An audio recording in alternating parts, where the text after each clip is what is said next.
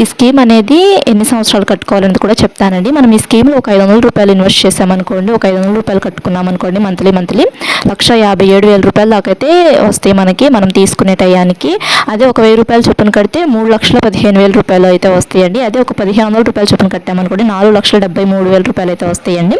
అదే ఒక 2,000 రూపాయలు చొప్పున కట్టామనుకోండి 6,31,000 రూపాయల దాకా అయితే వస్తాయి. అదే 3,000 రూపాయలు చొప్పున కట్టామనుకోండి 9,46,000 రూపాయలు వస్తాయి. అదే 4,000 రూపాయలు కట్టుకున్నాం అనుకోండి ఈ స్కీమ్లో 12,90,000 రూపాయలు అయితే వస్తాయండి. ఎన్ని సంవత్సరాలు కట్టాలి ఈ స్కీమ్ అనేది కూడా నేను ఇప్పుడు ఎక్స్ప్లెయిన్ చేస్తాను.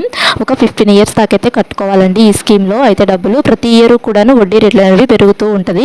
ప్రజెంట్ అయితే ఇప్పుడు ఈ స్కీమ్లో 7.1% అయితే వడ్డీ రేట్ అయితే ఉందండి. పోస్ట్ ఆఫీస్లో స్కీమ్స్ అనేటివి ఎవ్రీ 3 మంత్స్కి చేంజ్ అవుతూ ఉంటాయి. 3 నెలలకు ఒకసారి పెరుగుతూ ఉంటాయి పోస్ట్ ఆఫీస్లో స్కీమ్స్ వడ్డీ రేట్లు అనేవి. ఇంకా మన ఛానల్లో చాలా స్కీమ్స్ అయితే ఉన్నాయండి పోస్ట్ ఆఫీస్లో స్కీమ్స్. ఎవరికైనా కావాలి అనుకుంటే ఒకసారి చూడండి.